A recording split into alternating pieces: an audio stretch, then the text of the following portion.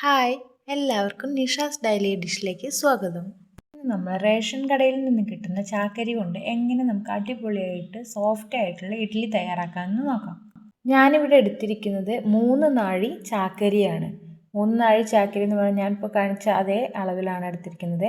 അതേ അളവിൽ തന്നെ 1 നാഴി ഉഴുന്നാണ് കൂടെ എടുത്തിട്ടുള്ളത്. ഇത് കുതിരാൻ ഒരു 6 മണിക്കൂർ നമ്മൾ വെള്ളത്തിലിട്ട് വെക്കുന്നുണ്ട്. ഇതിന് കൂടെ നമ്മൾ ഒരു നുള്ളു ഉലുവ കൂടി ഇടുന്നുണ്ട്.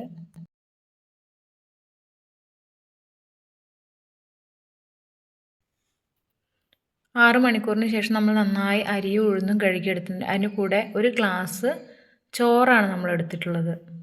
ചാക്കരി നമ്മൾ കഴുകി വെള്ളം നന്നായി കളയണം, അല്ലെങ്കിൽ തോർത്തുമുണ്ടിലോ മറ്റോ വിരിച്ചിട്ടാലും മതി. ഒരുപാട് ഡ്രൈ ആവുകയും ചെയ്യരുത്. എന്നിട്ട് നമുക്കത് പുട്ടുതരിൻ്റെ രൂപത്തിൽ നമുക്ക് പൊടിച്ചെടുക്കാം.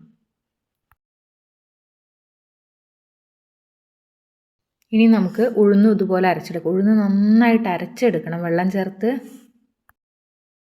അരച്ചെടുത്ത മാവ് നമുക്ക് അരിപ്പൊടിയിലേക്ക് ചേർത്ത് കൊടുക്കാം.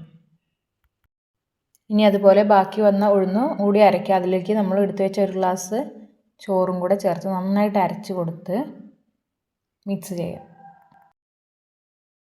കുറച്ച് നേരം നന്നായിട്ട് ഇളക്കി അത് രണ്ടും കൂടെ മിക്സാക്കി എടുക്കണം. വെള്ളം പോരെങ്കിൽ നമ്മൾ ആവശ്യത്തിന് ചേർത്ത് ഇഡ്ഡലി മാവിൻ്റെ രൂപത്തിൽ നന്നാക്കി ഇളക്കി വയ്ക്കാം.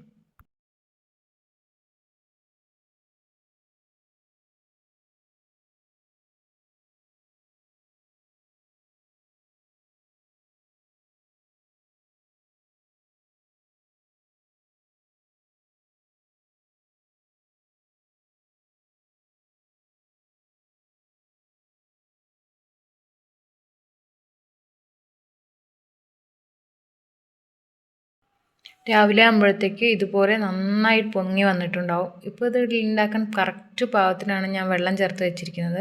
നന്നായി പൊങ്ങി വന്നിട്ടുണ്ട്.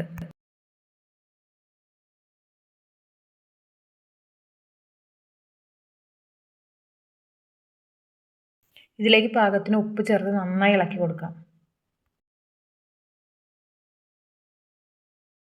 ഇഡ്ഡലി തട്ടിലേക്ക് കുറേശ്ശെ വെളിച്ചെണ്ണ ഒന്ന് തടവി കൊടുക്കാം.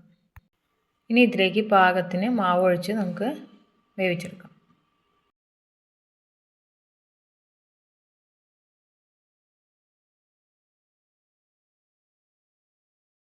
ഇനി നമുക്ക് എടുത്തു നോക്കാം. ഇത് വെന്ത് വന്നിട്ടുണ്ട്. ഇതൊന്ന് പുറകുവശത്ത് ചെറുതായിട്ടൊന്ന് വെള്ളം തളിച്ചാൽ മതി. പെട്ടെന്ന് വിട്ട് കിട്ടും. ഇതുണ്ടോ, കൈ കൊണ്ടാണ് ഞാനിപ്പോൾ ഇത് എടുക്കുന്നത്. സ്പൂണോ മറ്റോ ഒന്നിൻ്റെയും ആവശ്യമില്ല. ഇത് ചൂടാറിയ ഇതിലേറെ സ്പീഡിൽ നമുക്ക് എടുക്കാൻ പറ്റുന്നതാണ്.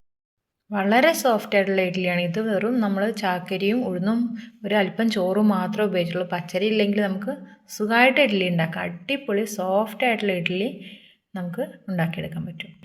ഇഷ്ടപ്പെട്ടാൽ തീർച്ചയായിട്ടും ലൈക്ക് ചെയ്യണേ, കമൻറ്റ് ചെയ്യണേ, സബ്സ്ക്രൈബ് ചെയ്യണേ.